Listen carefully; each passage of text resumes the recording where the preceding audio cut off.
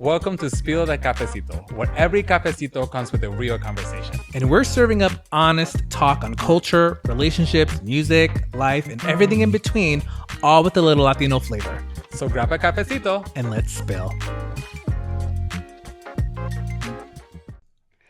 I think this is recording. I think we're on. I think we're live from Springfield. Hi, JP. Hi. How are you? I'm good. Episode 2. Yes. Lock and loaded. It's kind of weird, isn't it? Yeah. Because we were saying last week, we kind of started this on a whim, and it was very fast and furious. But now we have like an actual product that we can market and promote on social media. Yeah, it's been like the reaction alone in social media has been tremendous. People just reaching out, just like, talk about this, talk about religion, talk about the intersections.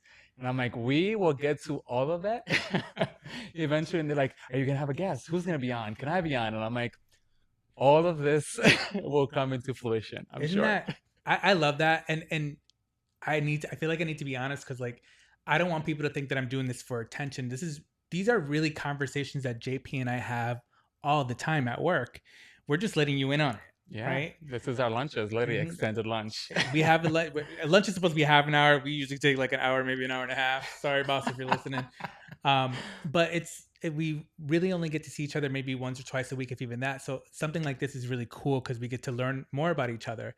And there were so many things about JP that I thought I knew, or maybe I knew a little bit about, that I really truly got to appreciate and understand more about his life. So I thank you for being vulnerable. But to your point, like, thanks for everyone who's listened. Thanks to everyone who was excited about it. Thanks for everyone who's followed our Instagram at the Spill The Cafecito podcast. You said it right the first time. I know that's God's got branding. Let me tell you, I was just telling JP before we started, this has been an exercise in me slowing down, but also remembering the podcast name correctly, because I want to instinctively say Spill the Cafecitos, but it's not. But we're on TikTok. We're on YouTube. Yeah. We're on Apple. We're on Spotify. Apple. We're actually on a lot of different podcast sites, but it would just be too much to name. Most people are on Apple Podcasts and on Spotify. Yeah.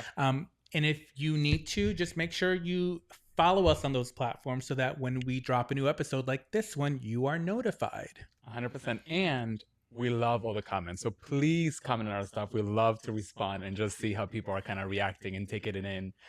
We have just gotten so much stuff, even in our DMs, of just like content and people just reacting. I can relate to this, like, you know. So that's been just great like response to our podcast. I love that, because for so long, I felt like my experience was probably unique because I didn't grow up like a lot of Latinos did. I didn't have a tight family structure. We were tight in certain regards, but like hearing from people online that they related to my story or to JP's story just made me feel like we're doing this not just for ourselves, but to make an impact on someone else's life. So all that to say, thank you. Appreciate it. Yeah. Also, yes, beautiful mugs that JP got made. The official Spill The Cafecito mug. They are Spill The Cafecito. Cheers, bitch. That's right. I mean, there's not cafecito in these mugs. They don't have to know that. They do now. We keep it real in this podcast. We keep it real. So how was your weekend? Let's start there, because I feel like a lot has happened since like we last had our kind of conversation. I'm trying to figure out what I did this weekend. I have such a bad memory now. I can remember intimate details about like certain things in my upbringing, but if you asked me what I had for dinner yesterday, it'd be like, yo no sé. What did I do? Oh, so my partner has a wonderful family, and every summer they rent a home in Narragansett, Rhode Island. That's where they are right now. And not fortunately, they've been kind enough to invite me every single year. Sounds like they're doing charity. What you say like that? Right. I did not mean it that way. I'm part of the family, so yes. I'm there too. They're in Narragansett. So this past weekend, I drove from Boston, where my partner lives, down to Narragansett, which is like a 2-hour drive. I in my head, I knew that, but like doing it, it's like, wow. And I forget how long a 2-hour drive is, because I used to live in New London, Connecticut. So driving from there to Springfield was an hour and a half one way with no traffic. And usually there was traffic. Yep. So I'm used to long drives, but since I've moved to Springfield and the work commute is like less than 5 minutes, I'm a little spoiled now. So I drove from there to Narragansett, and then from Narragansett back up here. And I didn't get to enjoy the beach, although I walked by it. I say a beach house, it's like a block or two away from the beach. It's really that close. Beautiful home. It's an old home. My understanding is that it's like it houses college students during the semester. Yeah. It's like an 8-room house. It's crazy. Oh, gee. It's big. But you didn't get in the water? No. I mean, not that I will, because I don't get in any New England water. You don't? It's too cold. Oh, it's freezing. I don't do... Jimmy, you don't do... I love a beach, and I like a good, like... I'm acting all shocked, but I also don't do that. But when I'm in Puerto Rico or, like, in the Caribbean... Of course. I'm like, my partner's like, that's like bath water, and to me, it's like, it's heaven. I'm gonna, like... I used to be the kind of guy that liked to get into water, and now I know my rights. Right? You have choices. Right, I've got choices. And the New London beach is not for me. I lived in New London for like 7 years. Ask me how many times I went in that water. 1? Absolutely never. What? No. ¿Pa qué? So I can die? To death? No, I don't know what's in there. I say that, but like I go to Misquamicut a lot. Rocky Neck is another. I've never been to Misquamicut. It's beautiful. The waves are crazy. Okay. So like if you're trying to look cute on the beach, that's not. No. But you're not going. It's not giving like beach fantasy. You're not getting that. Will you put your feet in the water? Yeah. Okay. Yeah. You're dipping a toe. Yeah. Okay, but you're not like. I love walking by the ocean. There's something so serene about just being like amongst the water. Have you been to the beach in Watch Hill? No. Where Taylor Swift lives? No. There's literally like next to her house. We'll never know her. We're not raising Swifties in this household. Her home is beautiful. It's in Watch Hill. It's a very affluent part of Westerly, Rhode Island, near Misquamicut. Yeah. But there's a walkway literally next to the fence of her house where you can go down to the beach. I love going to that. And they let people in that area? Yeah, I mean, she's gated, so you can't get in, and there's security there. But the beach is open to everyone. And like peeping through her windows and trying to you can literally see in her windows. All right. I mean, her roof probably needs some work. So if you're watching this trailer, not calling her out. I'm just saying, with all that money, you can hire someone. But maybe she's spending it on her music. She's spending it on a damn wedding. Or actually, probably not. The taxpayers are spending it. That wedding was crazy. I didn't listen. I just knew that it was happening. Did you watch any of it? No. Or did you like replay back? What about me makes you think that I'm following anything that Taylor Swift does? She's a good songwriter. I will say like her music lands with people because she's a good storyteller. I appreciate a good storyteller. Of course. Yeah. I'm not a hater. And I will listen to some of her music that comes on the radio and be like, all right, that's cute. Is it for me? Am I the target audience? It's cute. No. Stop it. It's cute for like not cute for someone that appreciates it, but not for me. Okay, I know she's not Mariah. I'll tell you that right now. She'll never be. So that's what I did this weekend. I kind of hung out with his family down in Narragansett, and then I came up here. In fact, they invited me down this weekend as well. I was supposed to go down now, but of course we're doing this, so that's what I'm doing. And you're enjoying this. And I got a haircut today, which I definitely needed. Let it out. Why are you wearing hats? Exposing my giggles and bits for the world. Y'all don't need to see all this. You pay extra for this. Not the OnlyFans. It's like after hour podcast. Listen, for those who are listening, you don't know what I'm doing until you watch us on YouTube. Maybe there'll be a clip on Instagram. All right. Itu, how was your weekend? It was good. The two of the highlights is I went to see the movie The Odyssey. Which tell me about it. Let me no spoilers, please. Oh, that's hard. All right, so I'll say this. Can I just say this real quick? Go ahead. Because I just clocked myself. What do you mean no spoilers? It's been out for like 3,000 years. What are we doing? The oldest story of time. Correct. But here I go. Anyway, so the movie cinematically is beautiful. It was completely filmed in IMAX. So like, did you see it in IMAX? Yes, and I went to the theater in West Springfield where they have the T-Box experience. Is that the 4D? I don't know 4D. I saw a video today of this guy like. Apparently, there's a boat scene. Yes, and this guy was like the it's a whole voyage. What do you mean there's a boat scene? It's the Odyssey. It's literally. Tell me you don't know about the Odyssey without telling me you don't know anything about the Odyssey. What? Apparently there's a boat scene. But there was apparently like a storm or something. Yeah. And the guy that was watching it and the entire theater, their chairs were moving like they were on the ship. Yes. So yes, that's the same experience that I went to. Where like anywhere there was like impact in waters, you were shifting and moving. Absolutely not. I get motion sickness. My partner has issues too, but he figured out you can turn it up and down. So if you want to be more sensitive or not, if you want it completely off. No, ma'am. Depending on the scene, it was everything. Try it. At least try it. I'm a person of a certain age. I get motion sickness getting off the couch. Listen, you call me out for having a grade, and we'll get back to that. We won't even talk about that right now. We're gonna move on. Anyways, the film is absolutely gorgeous. Matt Damon is in it. Okay. Zendaya, Anne Hathaway. I know we Tom think Holland. Tom Holland. I know we think certain things about Anne Hathaway. People have issues with Anne Hathaway. What's I the love issue? her. I don't know her. Apparently, she's not nice, or she has like a weird public image of just like not being a mean heart to work with. Listen, as someone who's got a weird public image, I would say people either like me or don't like me. I can relate to that. All right. Well, listen. Enough if, said. again, if you don't like me, that's not a me problem. You're the one that doesn't like me. Truth, but her acting in it was really solid. Yeah. But what people are taking issues with, Excuse me. and let me go right into it, because there's people who don't like the movie because it doesn't follow the book like closely. And let me sound off real quick. If you're that individual who goes to movies thinking that it's gonna, be like shown exactly as is in the books, take several seats. Because no movie is going to ever depict a story like a book will. Okay. So people have issues with that. And there's also like what's her name? Lupita. Yeah. I did hear about this. She is in the movie and she's playing a Greek character, and people have issues because she's a dark skinned she's a woman. brown individual, correct? Which black, is so brown. fucking You know what I mean? stupid. Like, first of all, this is not like historically accurate. No, this is a story. No, and by the way, white people play Greek people all the time, and no one has an issue. Well, people have issues, but nothing ever gets done about it. And there's also the trans individual who plays one of the soldiers. Oh, Elliot Page. Yes, which I love. He did a phenomenal job. Diversity in a movie? We've gone too woke. How dare us? Correct. Which I'm like, take several seats, because the whole notion of just like, in those times it wouldn't have existed and blah, blah, blah. I'm like, trans people have been around forever.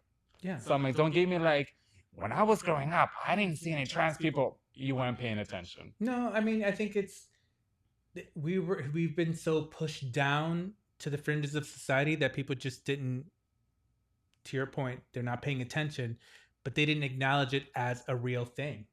And now we have the audacity to live our authentic lives, and now you just can't take it. Now it's, oh my God, back in my day, no, they were always there. You just didn't give a fuck. And that drives me insane to hear anyone who says like, when I was growing up, there weren't. Well, that went really old. But speaking of, we're gonna segue there in a second.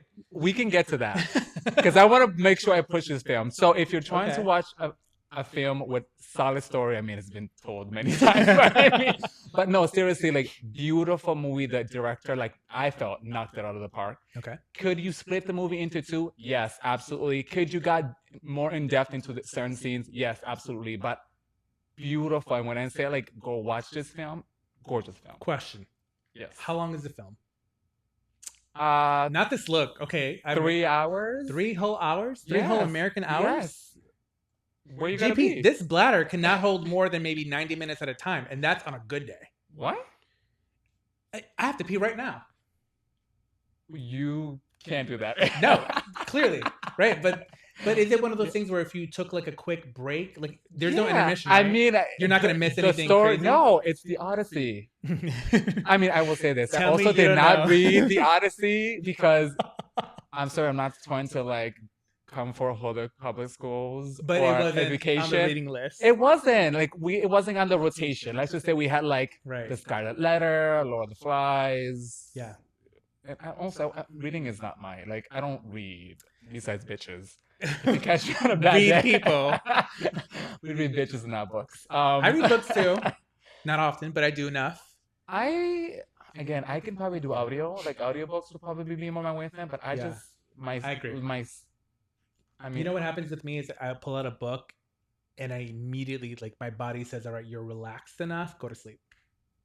Oh yeah, I can't stay alert enough to get through it. That's me. There've been like maybe 2 books in the last couple of years that I've gotten through from top to bottom in like less than a week, but other than that, I just can't. I play back our episode, like our podcast episode, like 20 times. Have no issues. I try to put a book, and I'm like, but you made the point last week, like you're an audio person, so like you always have something that you're listening to or whatever, right? It helps you kind of focus and center yourself. I'm very similar. With me, it's music because I grew up very, very musical. So was that the only thing you did? Akon and Neo concert in Hartford. Which, by the way, Neo looks gorgeous. Can I just say that Neo is just like... How old is Neo? Let's look this up. I don't know. Look it up. But he absolutely, like, the vocals were solid. The performance was solid. Can we talk about the people who attended? Because I'm thinking, so here I'm going with like one of my, close friends to Hartford, and I'm thinking there's gonna be, mostly like black, brown people show up looking like me, maybe our age range. Mm-hmm. When I tell you it was a sea of whites, Word? a sea of whites and young whites, and I was like, I was still the minority at a Neo concert That's in downtown Hartford. wild. So like it blew. I got there. I'm like, I was telling my friend like, I thought I was gonna come here because she's white, and I'm like, I thought Yeah. you were gonna be the minority, and like I was gonna be I'm popping. But listen, we were doing the most. But who'd you go with? Elena. Oh, I shout went out with to Elena. Hey, yes, girl. yes. Neil is 46 years old. Also, not that why would I think this, right? His name isn't Neil. It's Schaefer Shamir Smith. What? Yeah. Schaefer Shamir Smith. Isn't he like in a trouble relationship? Yeah, he's like. You know what? More power to you. If you like it, I love it. Yeah. So I find So that, you said Akon and Neil? yeah, in Akon, which I don't particularly follow Akon like that. I like a few of his songs. I know he was like part of like Lady Gaga's like history. The beginning of it, yeah. But I can do what I am. I mean, not knocking him down, but Well, I'm just saying like Akon's produced so much for so many people. yes, yeah. So as a producer and like music genius, if you might want to call him that. Yeah. Shade. No, I'm just saying. I mean, there's a lot of music geniuses out here. Well, music. Neil is also a songwriter and producer himself. Yeah, so. and I love all the stuff he collaborated with Rihanna, and Rihanna's like early career. So I'm like, I gravitate, and I also love R&B. Like, but that's also like your formative years, right? You were coming out in 2004. Correct. He was really big there. Yeah. I was already in the workforce in 2004, working at a different company. So like, as someone who loves contemporary R&B, yeah, and also like new R&B, like Neo fits kind of both areas. Yeah. So it was an amazing experience. Literally, I had a great time. We drank too much. We partied too much. There were a lot of 21-year-olds. I will not go into those details, but why don't I know this? Are you a drinker? Occasionally. Socially. I like to point out socially. Let's say that. Yeah, socially, I am. Okay. I don't drink at home. I find that strange. Why? I'm not trying to judge anyone. And please listen to our podcast and drink. JP's judging the absolute fuck out of you. If you drink at home, you are the scum of the earth. You should die. Yes. I heard it. You heard it from his mouth. No. From his lips to your ears. You are the scum. They should be drinking cafecito. They should be drinking like, I mean, I'm not drinking cafecito, but you should. But you don't put a little something extra in your cafecito? Mind you, I don't drink. You don't? Anytime you've had a drink, you're like... Done. Yes, so then you're like locked and loaded. You need to go to bed. Well, since I've known Colin now, who's my partner, shout out to you, babe. I've been drinking more, right? The first year that I met Colin, I was trying to keep up, and I was like, "There's no fucking way." And I've got an autoimmune condition called ulcerative colitis, and what I've learned is that alcohol is one of the triggers. So I really should limit my alcohol intake. Though, in there against it, I had sangria. Ooh, it was so fucking good. Do you do beers? No. It has to be like fruity juice. Like, I don't do like fizzy things like I like soda. I love Coke, but I can't even do that because the gas just interrupts my system. And martinis, I'm sure, because we had like. I love a Cosmo. I love an espresso martini. I love something fruity. Duh. But like I'm not a wine person, but this red sangria was so sangrias are everything, especially with like Mexican food. Some tacos. It was in a Mexican restaurant. Of course it was. Of course it was. I love it. But yeah, so those were like the really highlights. Was like this movie, which I love, and really like the concert. But that's pretty much what I had going. I don't. Other than that, was kind of like, what? Now you're trying to get phased in our podcast. This is not that type of show. Yes, we're here for the screenshots. Oh my god! All right. Sorry, you were saying I was being rude. All right, we're gonna transition over to your absolutely rude comment to me about. Can I set the stage? Go ahead. So last week, which was our first episode, again, shout out to everyone who listened and everyone who supported. We were talking about, at a very brief moment, how old we were. I don't know if I've made it clear, but I am 43 years old, and JP, you are going on, 36? Thank you. Yep, you got it right. So she's younger. She's younger, clearly. Supple, young, vibrant, and I'm old, decrepit. I'm falling apart at the seams. For those who know me or see me, I've got grays in my beard now that are very apparent. I've got some gray in my hair. Usually I will gel my hair and comb it over just because my hair is extremely curly. And so you really can't tell. But when it's dry, like the white hair is a different texture, so it's like very wiry and it just kind of stands out. Well, he gives primo energy, which is like cousin energy, and I get tío energy, which is uncle energy. But it was like Wednesday. We were having lunch. Yes. And I sit down. I was a little late because I was at a meeting that went over time, and so I'm sitting down and I'm noticing something shiny on JP's. What is it? Your left side? Yes. I'm not gonna even give you the side that you saw it. It was on the side closest to the window where the light was shining. And I'm thinking, okay, well, I know JP has a cat, and the cat has white hair, so maybe there's like a cat hair on his head. No big deal, right? I've had cat hair on me all the time. Then I look closely and I'm like, oh, wait a minute. Let me clock this because I don't see any white, gray, anything on JP. And I was like, JP, peep this. So I took a picture of it. He's got a full-on white hair on the side here near his temple. I did. I plucked it out since then. You plucked it out? Yes. I think it's gone. I plucked one out. Oh, no, it's there. No, I think I got it. No, is there another one? No, we're not going to do this. Turn. I want to see it. Oh, my God. Is it still there? Stop it. It's literally there. Anyways. So welcome to adulthood. Welcome to being a tío. Welcome to being AARP card ready. Whoa. Welcome to Slow down. Of retirement age. Slow down. And by the way, my team can help you retire. I can't with you. I hate you so much. So much. How does it feel to be now beautiful, gorgeous, that and part? knocking it out Because on a older podcast? people are beautiful, gorgeous, talented, right? Yeah. But how does it feel to be on the other side of the hill? What side? I'm gonna see you on this side. The downward slope. Listen, I'm not toward the grave. What grave? We're going up. We're going right to heaven. You're like, this is. We're going right to heaven. You're at your peak. That's right. What do you mean? I am at my peak. You are at your peak. It's all downhill from here. Forever. I'm like Mariah. I am forever in my peak. What you mean? You know what? I'm not mad at that. See? I think that's how you should. Mariah has cracked the code on, like, just being dumb, stupid, but being serious at it, right? Yeah. She's eternally 12, and who's gonna check her? Not you. She's not eternally 12. That's what she said. She don't look 12. I will not have Mariah slander in this household. We just won't be doing that. Listen, my diva's Kylie Minogue, and she's in her 50s. I think she's like 55. We are 56. working on JP. What do you mean? Working on what? Not Kylie. Don't come for Kylie. Not on this podcast. How? Like she's out of lip. I can't come for Kylie because Kylie comes for herself. What you mean? Her catalog. Cheers. That's the one thing. You know what? That's the one thing I appreciate about Kylie is that she's willing to be like versatile in the sense of like trying different genres of music. Yeah. So she has like a disco era and she has like a more poppy country. And I feel like that's my vibe because I'm very much like a You're spectrum. very eclectic. What do you mean? Eclectic meaning you have varied tastes. Sure. Yeah. But I feel like there was a slight read with that. But we'll go with that. That's not a read. That's definitely not a read. That you have eclectic tastes. Okay, we'll go with that. And this one artist covers all. Yes. Like checks all boxes. Yes. It's like a Madonna for many people. And she sings primarily about like life and loss. I think the funny part about what you just said is she sings. She does sing. What do you mean? She has a beautiful voice. Do you prefer her this conversation's or her over. sister Danny? This conversation's over. This conversation's over. At least she's singing live. She'll never beat Mariah. That's a damn fact. She's not singing live, is she? She's giving you nothing in the performance. Not you, marketing. Autograph. Oh, well, she put 2 letters on there. She sure did. She's still giving you nothing. See, she can't even sign her full name on that. Mariah will give us nothing, and bitches like me will live, breathe, because you're a cult. You're a cult. We're the Lambley.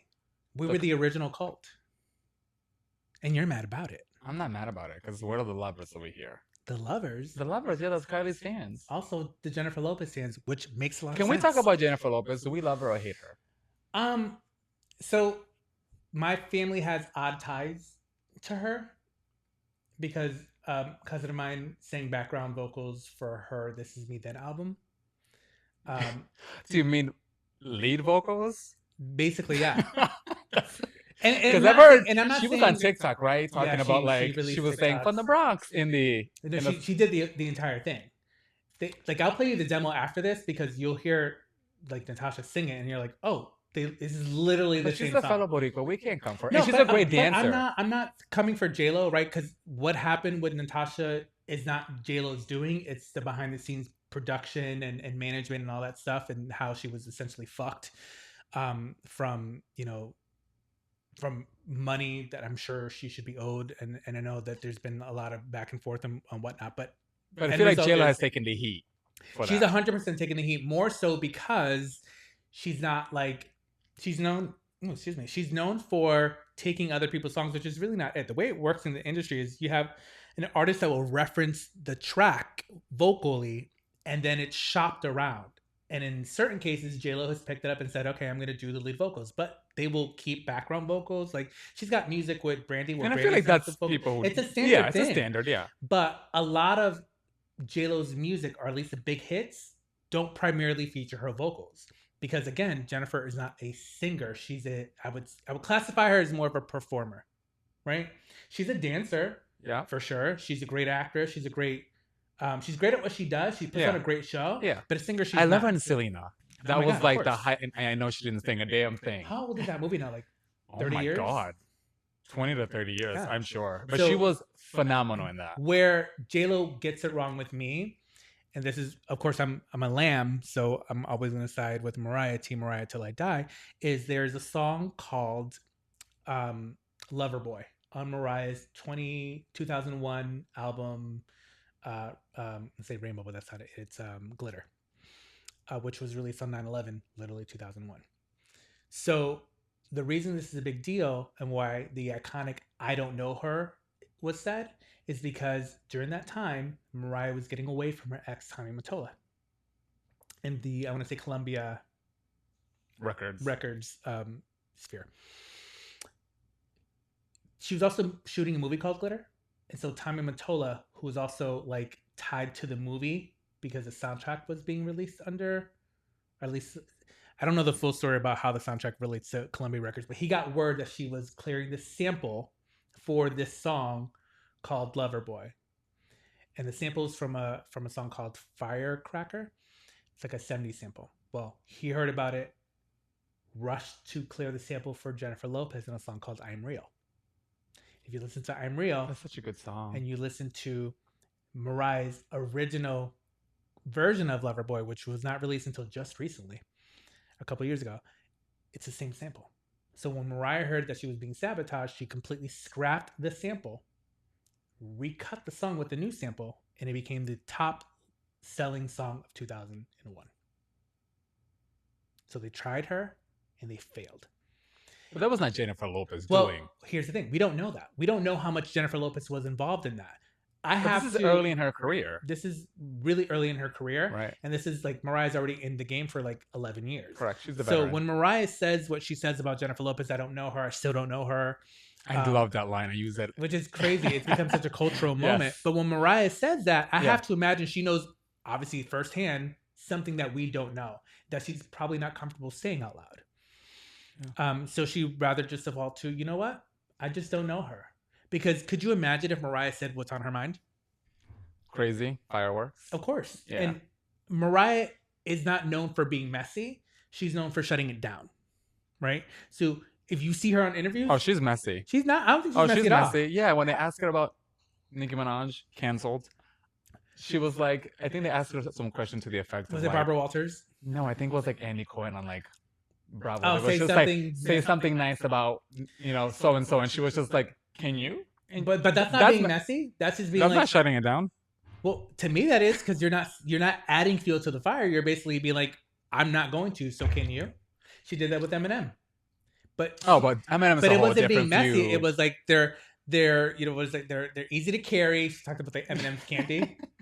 So she finds Yes. very creative ways to answer the questions Yeah. without adding mess to the, because she knows what the people want, but she's not going to give it to them. The message I think she's ever done was said, I don't know her.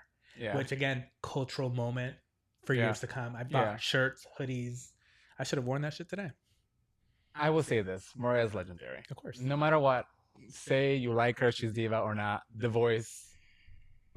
I mean, Whitney Houston is for me the voice, but Mariah Carey has a Of course. voice for sure. They call Whitney the voice and Mariah the songbird supreme.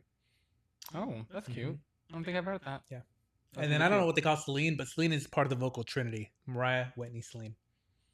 Look at us talking They each try to other. recreate a vocal trinity for the 2000s and the 2010s and 2020s.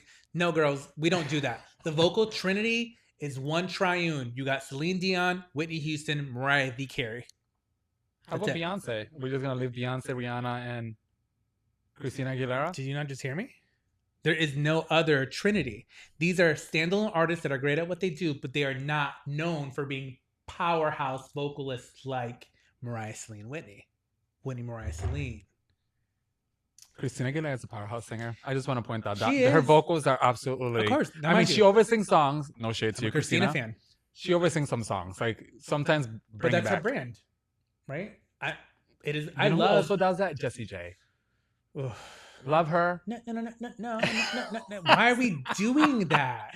But We love her for that, though. It's very You love her signature. for that. It's very. What you mean? You don't like it? I'm not into Jessie J.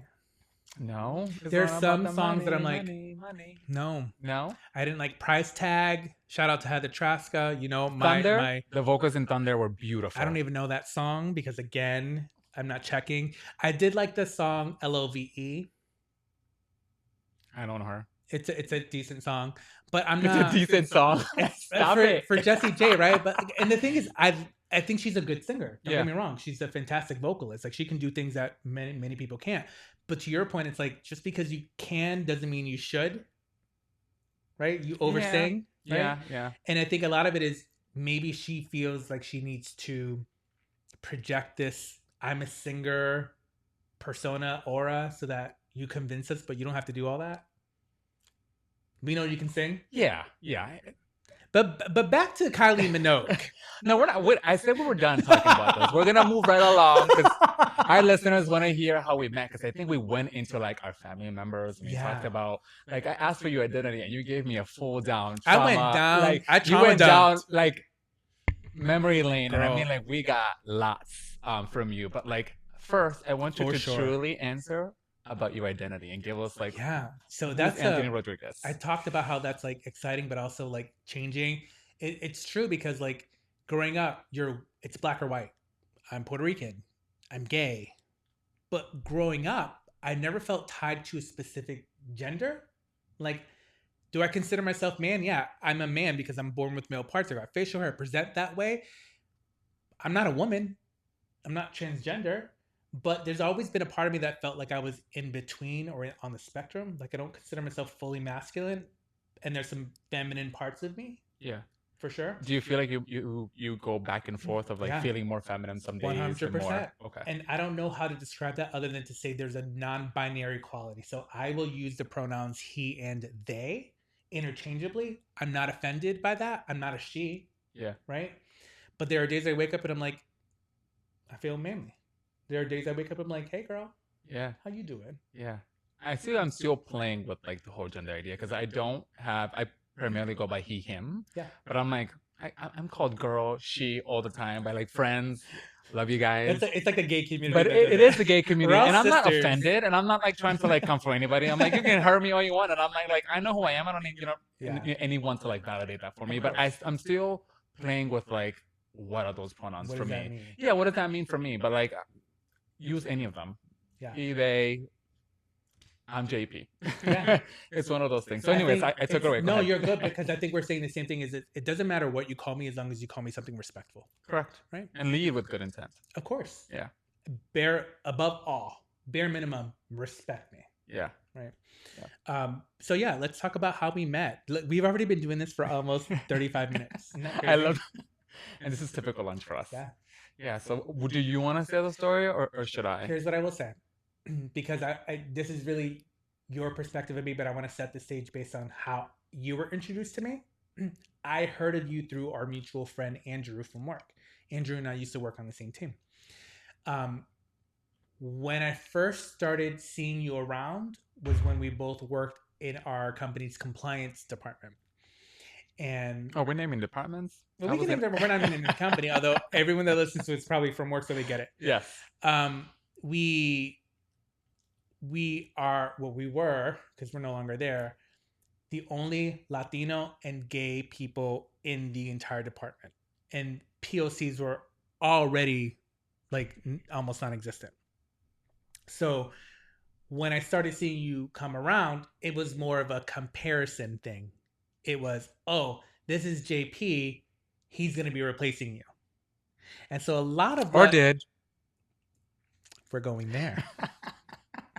A lot of what happens in corporate America, and this is just my perspective. If you feel differently, you let me know. But it's a very competitive thing.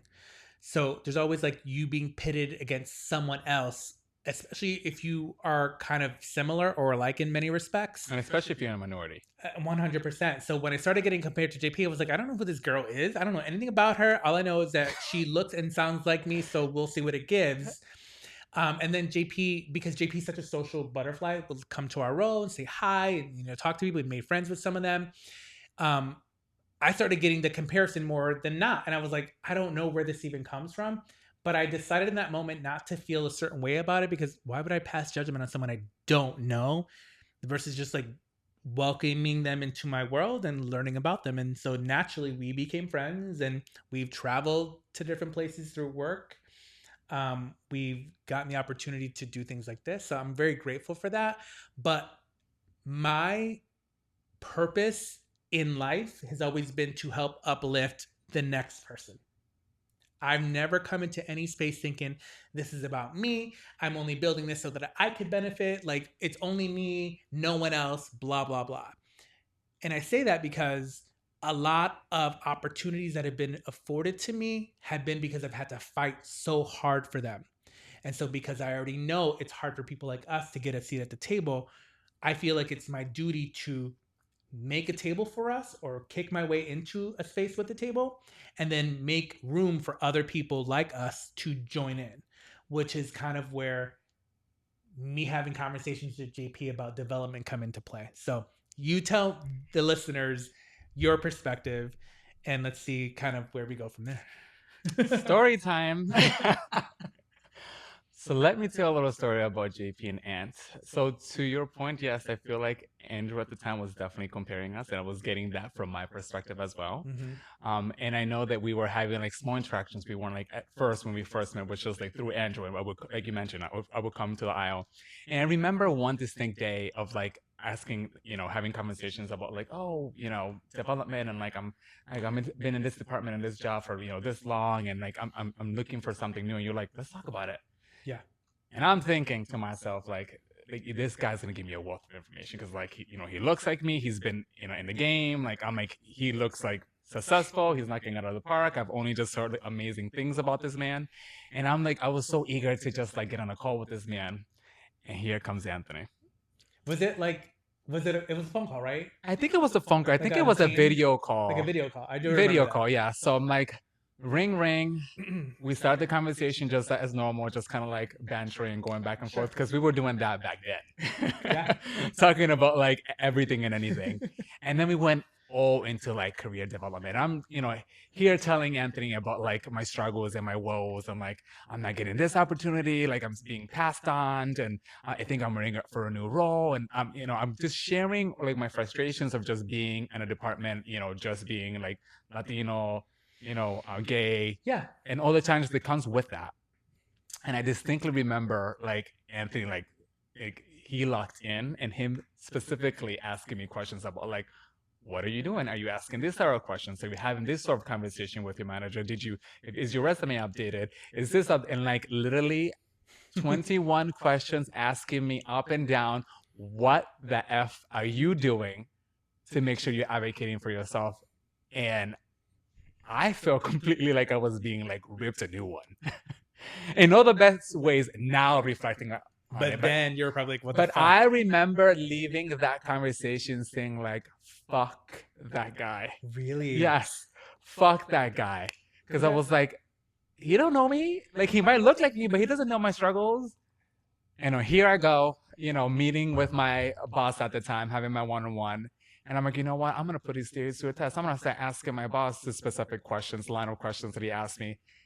And I start asking. And I kid you not, word by word, my supervisor's telling me like the same excuses in song and dance. And I'm like, this motherfucker. As I'm listening to her, I'm like, he is fucking right. he's fucking right. I need to fucking, and I remember like feeling from like this, like my ass was like lit on fire and thinking to myself, like, I need to go into fucking overdrive.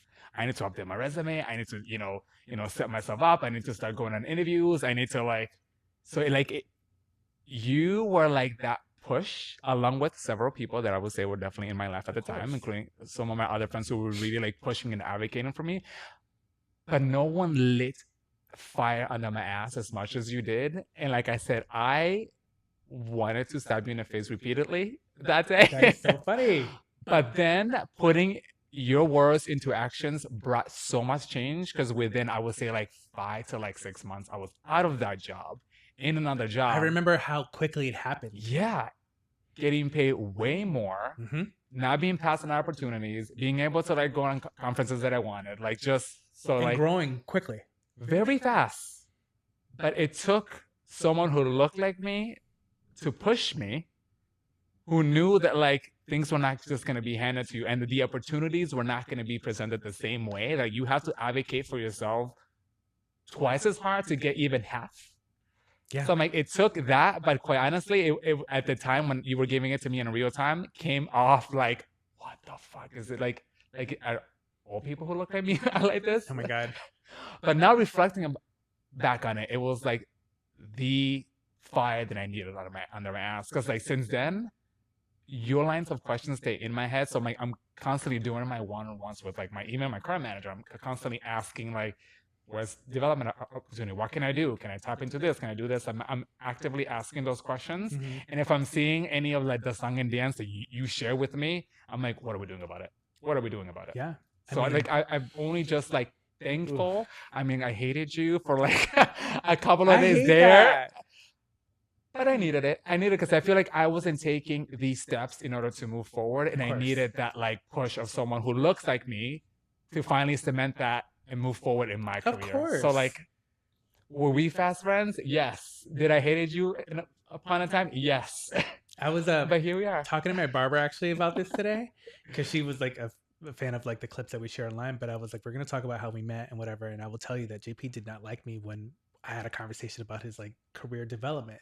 And she was like, how do people not like you? I said, Jess, like you either really like me or you really don't like me. There's not a lot of in between. And I don't know if I like that or not. Like I want to be generally liked. Yeah. I don't really care overall. Yeah. But to hear that should hurt my feelings in a way, because I don't ever want to impact people negatively and mess up, because that could have gone another way. Yeah. You know what I mean? Like I don't know what you were going through enough to know how that could impact you. And my intent was to help. But the impact of that was felt in a different way. Ultimately, long-term impact is different, right? Correct. Yeah. So, thank God for you for like actually employing, some of the tactics. But I just know like working professionally now for over 25 years, these are the things that I wish someone told me when I was growing up in the game. And I had to learn the hard way. I used to be so scared of talking to my leaders about kind of what I needed. And when I would broach certain topics, I would get the song and dance. And eventually that became a trend and I knew what to look out for. So when I knew that that was what I was getting, I had a choice to make. I could either accept or move on. Or push back. Or push back, but understand that you're still going to get the song and dance and now you know how to navigate it, right? Yeah. So when I heard you talking to me about what was going on, in my mind, instinctively, I was like, oh no, he's complaining because he wants to change, but he's not comfortable making that change. And many of us aren't, because we have bills. A lot of us, especially Latinos, queer people for sure, are in survival mode perpetually. We don't know anything but survival mode. And I've always been a fan of the saying, and I think I got this from Will Smith, but I don't think he's the author of this. And that is, it takes 20 seconds of intense courage to change your life. And so if you can equip someone with the skills necessary to understand when bullshit is being served to them, now they have a decision to make. It's upon them to take the 20 seconds to change your life. Yeah. And you did that. Yeah. Right. And I felt like I after our conversation, even employing that, I had an understanding that like we weren't playing the same game as everybody else. We will never play the same game. I hope that we do one day, but I'm not optimistic like that. maybe this is the Theo in me. Because I mean, even now I've heard things like, oh, Anthony gets too much opportunity. I've heard that from people in prominent places where I'm like, do you hear yourself? Like, do you hear what you say when you say it? Because if I had said that to anyone, that would not be a message well received. Correct. I fight for the opportunities that I've had because they're not given to me freely and I see them being handed freely to other people. It's literally happening today, right? I can work hard to do certain things and the feedback is that I'm stepping on toes or that I'm doing too much, right? And you know me, my direct question is, am I doing too much or are you doing or you're not doing enough? Are you doing too little? Are you doing too little, Step right? it up.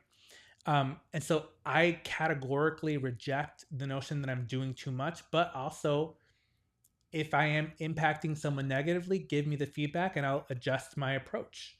And sometimes adjusting your approach is making a decision to update your resume and to make moves somewhere else where I could be appreciated, right? Correct. You did that. And now your wallet feels better.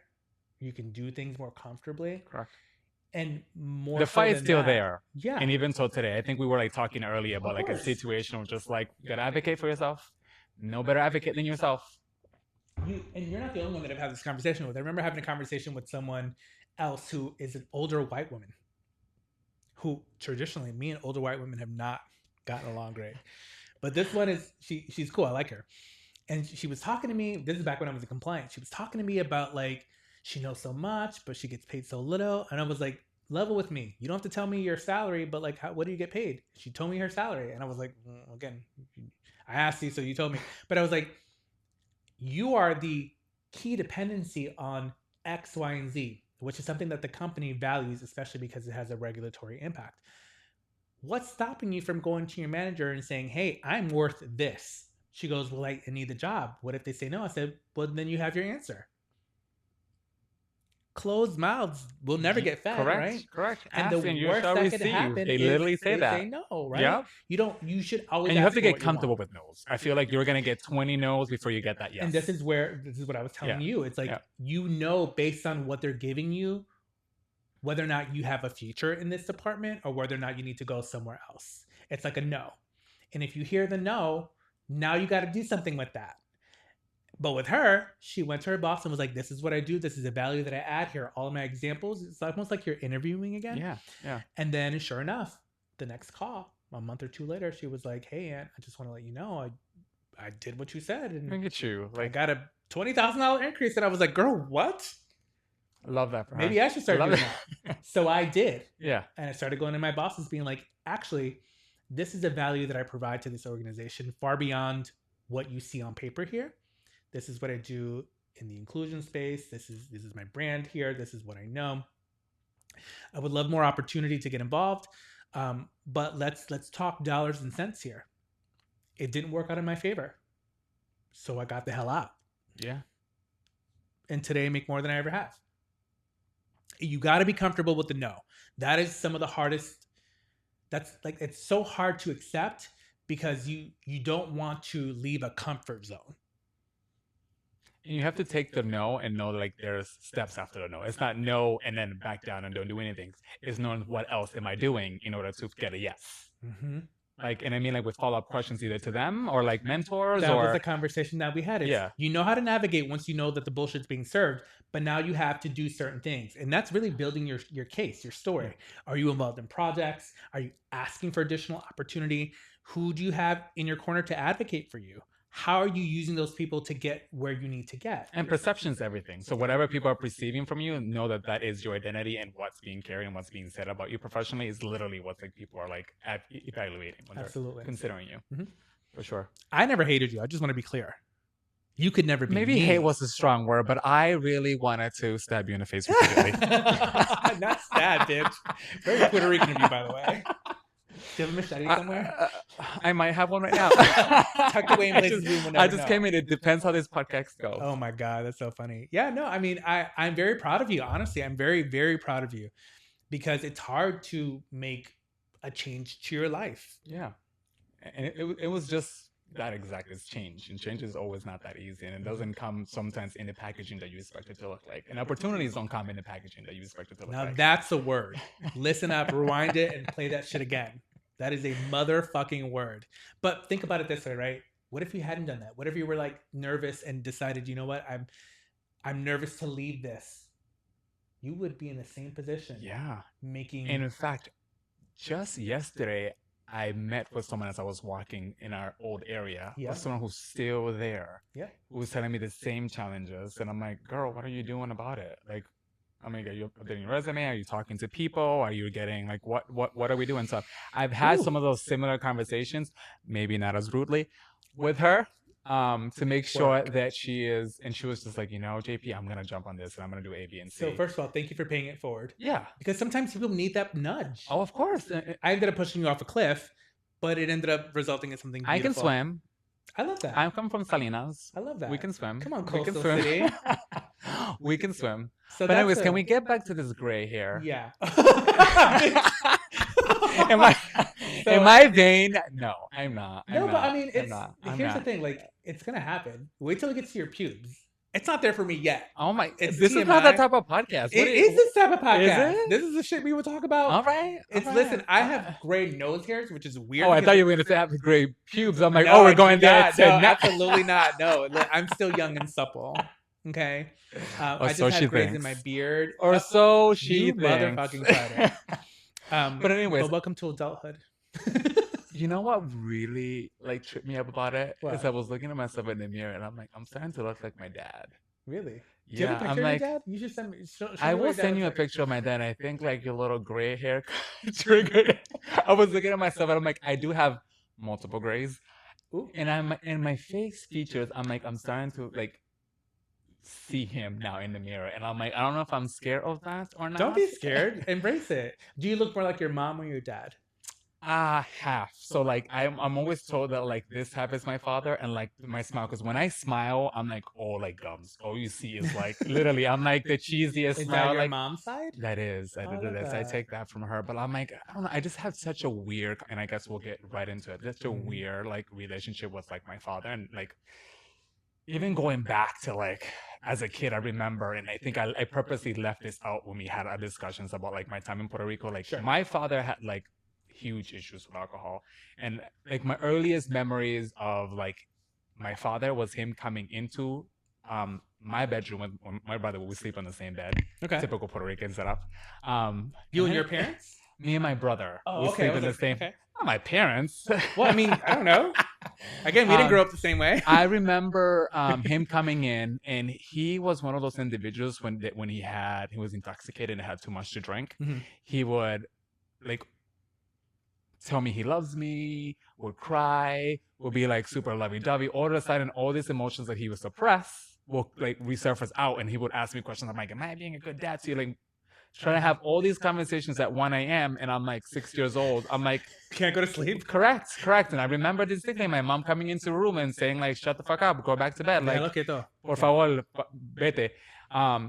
So that's like all throughout like my childhood. I remember like my father, and yes, I was close with my father in the sense of like we watched Animal Planet together in Spanish. Love that. Shout out to Animal Planet.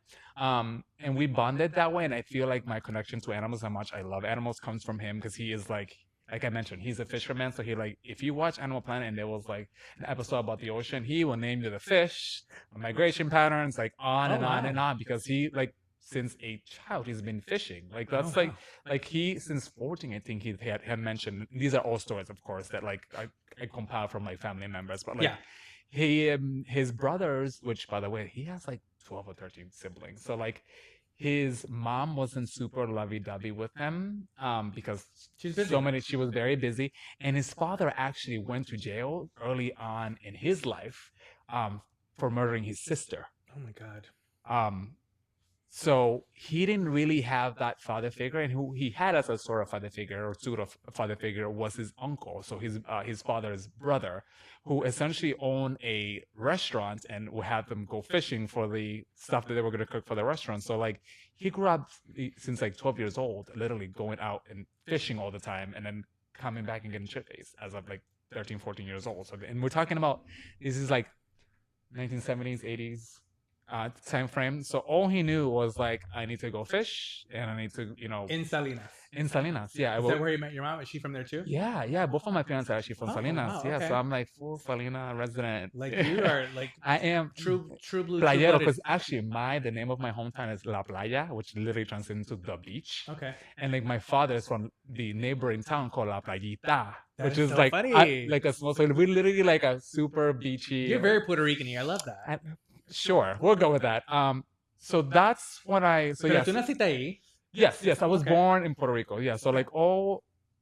And I also left out in that last episode, check it out, is the reason why my mother left was because all the arguments that we're having. Oh, wow. And it was like, it became like his drinking got way too out of control to the point where she was like, I can't do this anymore. And I do remember one night where he like threatened, and I think I was maybe like 7 years old, to like burn the house down. Oh my God. And I think my mom was just so scared, and she was like, I can't continue to have my kids in this. Or so I'm assuming, I guess, at this point, because I don't think I've ever had this conversation with her in terms of like that comment that I heard when he was like intoxicated. So she had a really like cool friend here in Holyoke.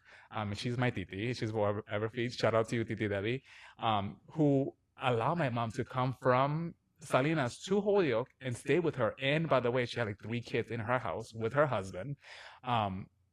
And so we got here essentially escaping my father in the sense of like his like toxicity at the time. Yeah, of course.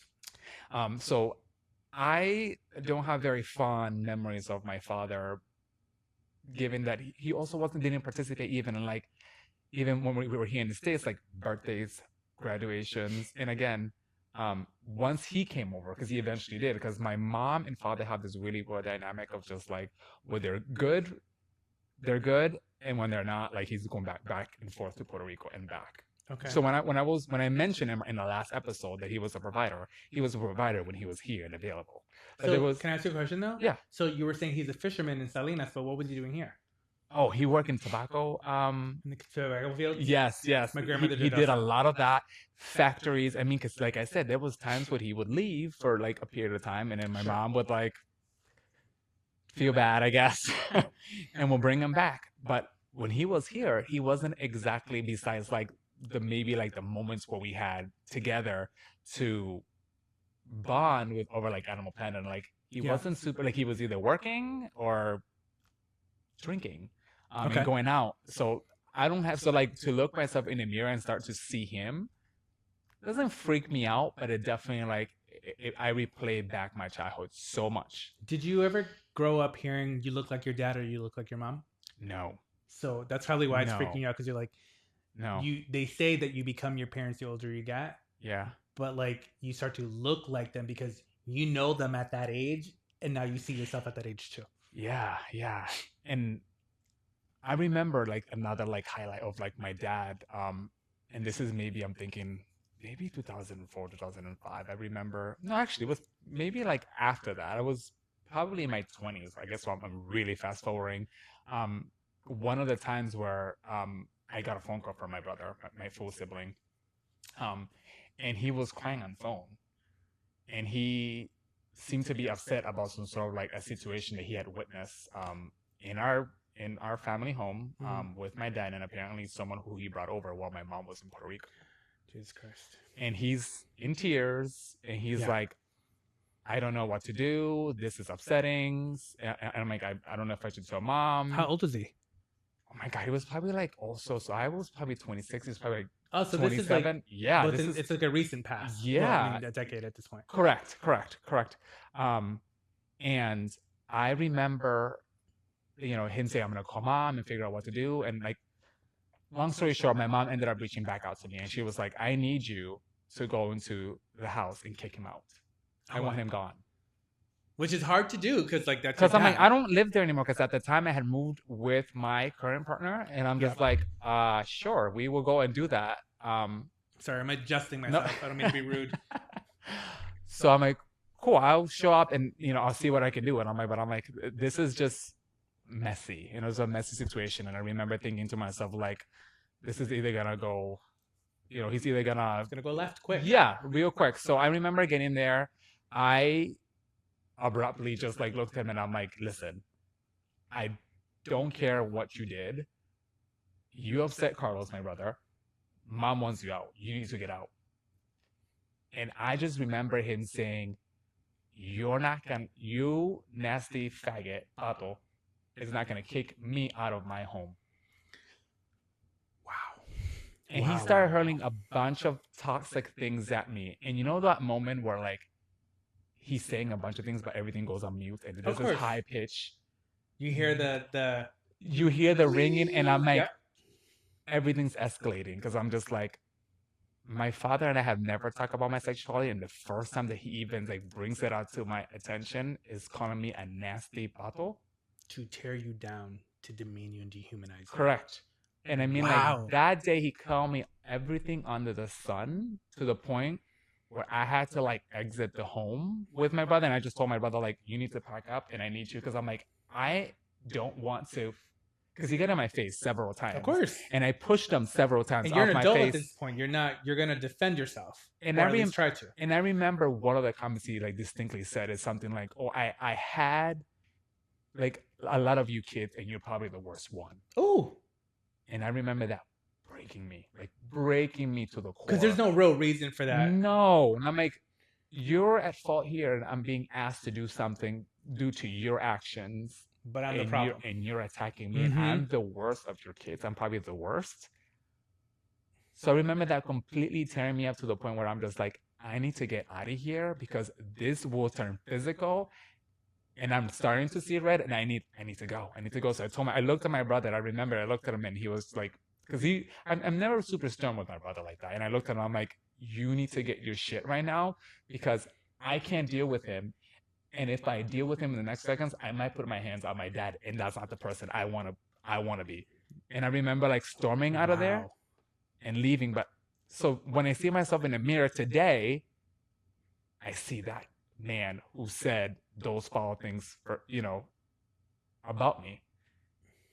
And since then, my dad was forgiven by my mom. They're fine, but I've never been cool with my dad. Have you ever had a conversation about that? No, because my father doesn't really talk. So this is like a lot of other Puerto Rican households and maybe other cultures too, where they just get swept under the rug. Yeah. And it's like, okay, well, and my mom forgave him, and like she's fine with it. And I told my mom the nasty words, and she's like, she apparently had a conversation with him.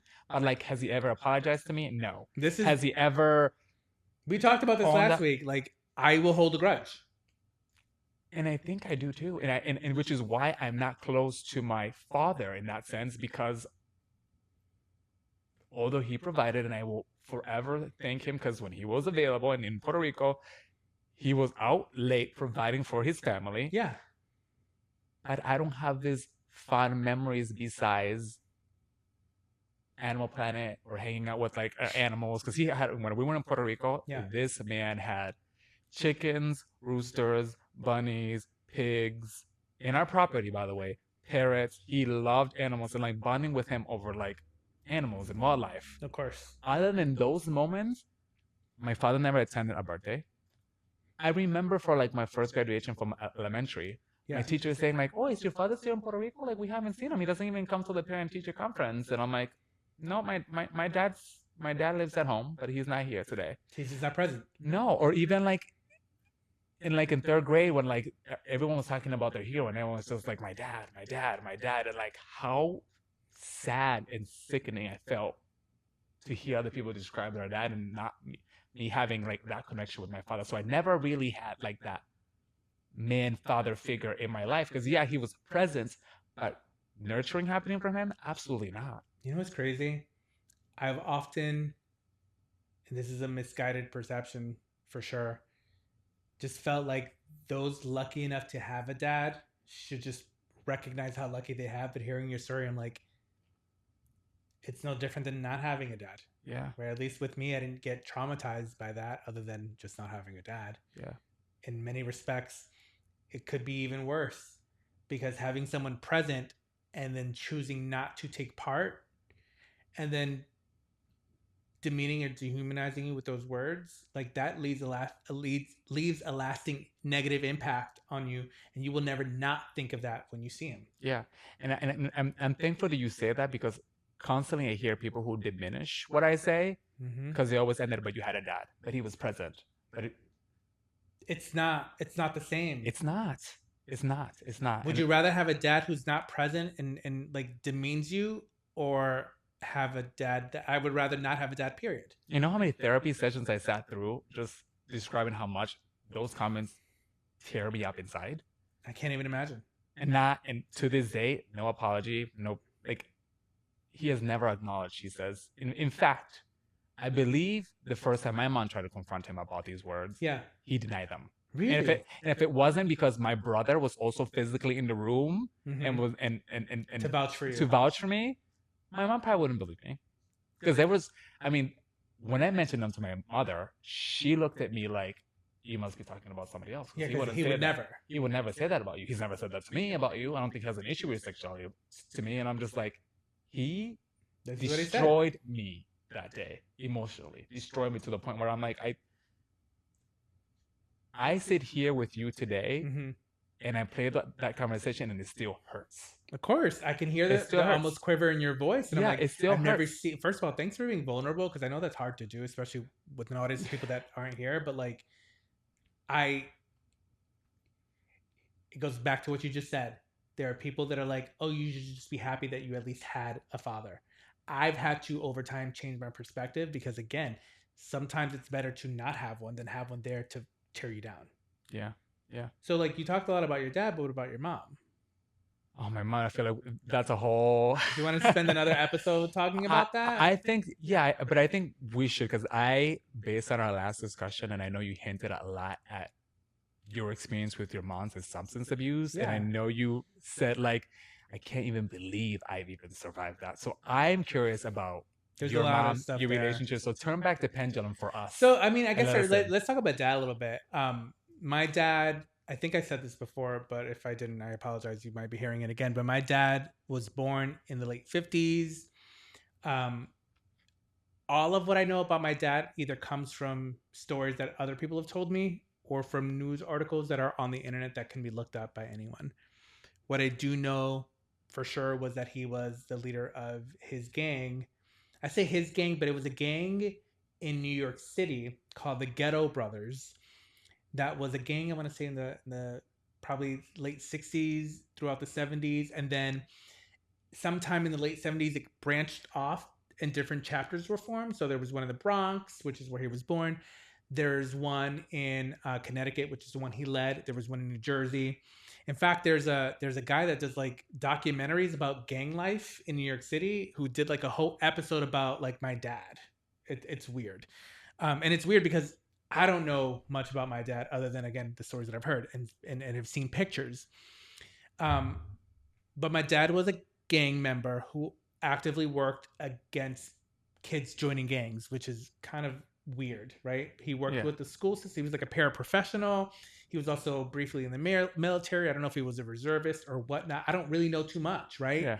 I see pictures of him in uniform, right? And I've heard peripherally stories from people that know him. One story in particular was, and again, I don't know how true this is, but what I've been told was that in the 70s, the KKK started to parade. KKK. Oh yeah, the KKK started to parade down the streets of Hartford, and he got his gang buddies and got the Black Panthers involved to kick their asses out of Hartford. Oh my God. Now again, I don't know how true this is, right? This is just what I've heard. Yeah. But I actually kind of believe it, right? Yeah. And then I hear stories about him like threatening rival gang members. He was unfortunately killed. He was shot in the head on Father's Day of 1984. And what I heard was that he had an argument with my aunt, and then he went to a club, and then that morning he was shot and killed. And of course, it uprooted everyone's life because he was so beloved by the community in Hartford. Whether you liked him or not, you respected him, right? And that's why I take a lot after your father. I feel all these comments are like whether you like him or not. I like, wonder how much of my personality I have from him, and I just would never know. You know what's funny? So after my divorce, in 2022, I moved in briefly with my aunt Hartford. So she lives in the west end of Hartford. Shout out to Nancy for taking me in. Love you forever for that. So I'm going to like the local Stop and Shop to get food. And this is like maybe a month after I moved in. So this is the winter time. And I'm going to like the freezer aisle to get like ice cream. And this older, I'm assuming Puerto Rican lady, clearly Latina, she's on the phone. And she locks eyes with me as I'm passing by. And she goes, Este es el hijo de Benny. And I turned around and I was like, what did you say?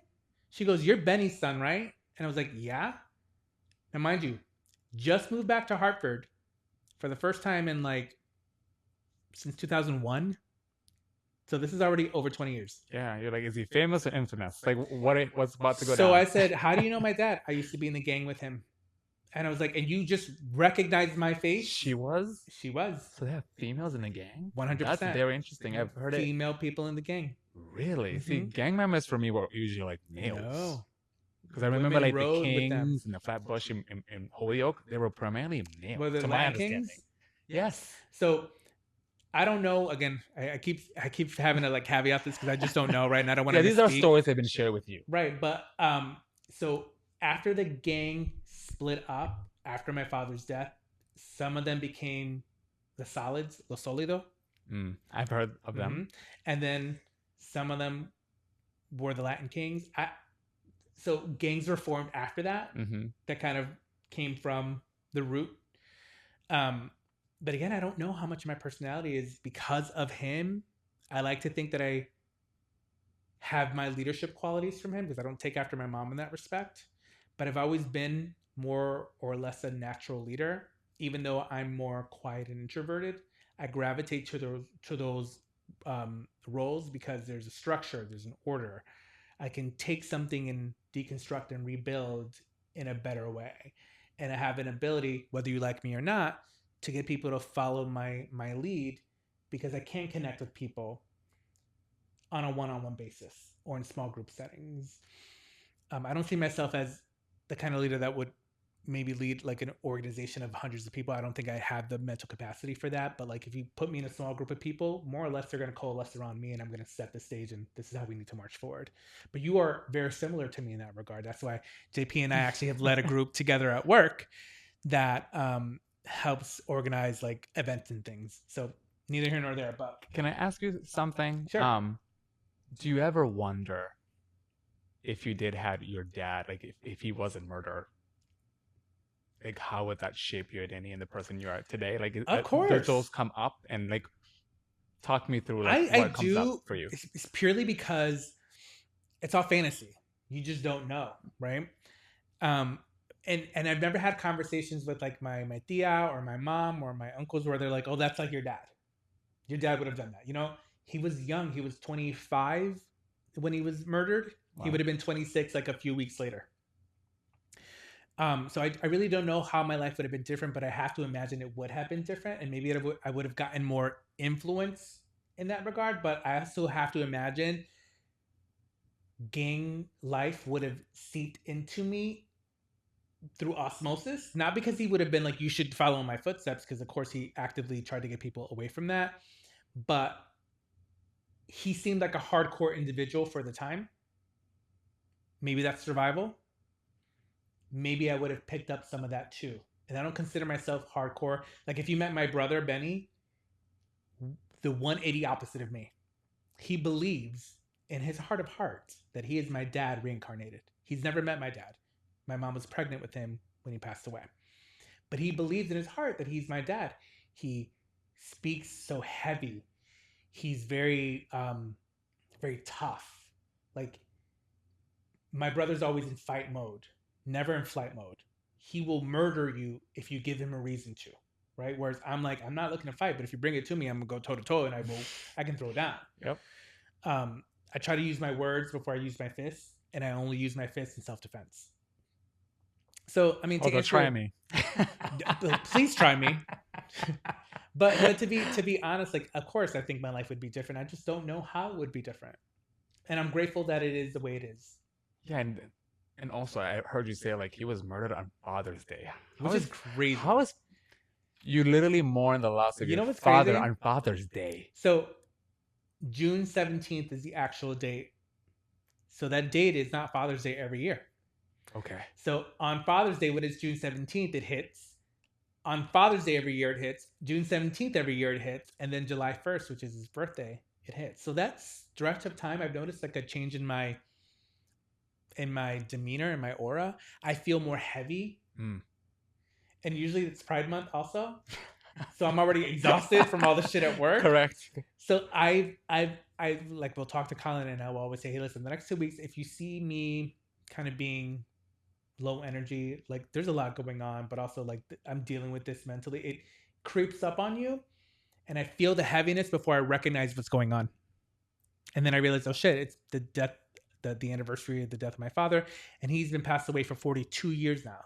Wow. Which is wild to say, because I'm 43. Because I was about to say, I'm like, it's literally. We won't go into that. I'm 43 to be exact. Shout out to Nina Leaks. I'm 43.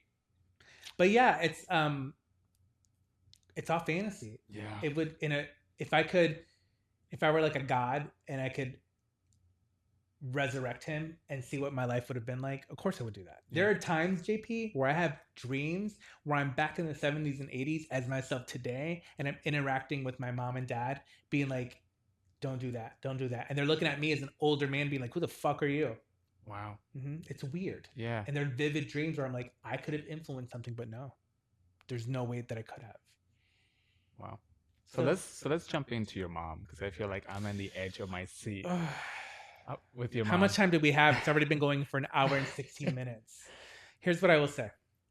My mom is or was, I don't know the story now because I'm not, I have to imagine still is, a drug addict. I don't know when the drugs began. Maybe it was with my father. Maybe it was before that. Drugs have ruined her life, and in a way has severely impacted all of our lives. She started having kids really, really young. She was 16, going on 17, and 19 when she had me. And then should have been 21, almost 21 when she was 21 when she had Benny. She just turned 21, a year and a half later. So you compound that with the death of one of the loves of her life. And of course, she's in a downward spiral that she just could never come from. So growing up, I was very much, like I said before, a mama's boy. I lived for her. Even though my grandmother had custody of me and my brother and my sister, I still stayed with my mom. And then she had the two youngest ones, the twins, that she held custody of until they were like in their teens. But I did everything to appease her.